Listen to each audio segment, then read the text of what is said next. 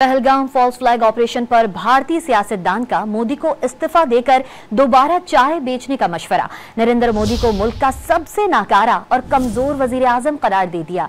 सवाल किया कि कश्मीर में इतनी सिक्योरिटी है कि परिंदा भी पर नहीं मार सकता, फिर 350 किलोग्राम RDX कहां से आ गया।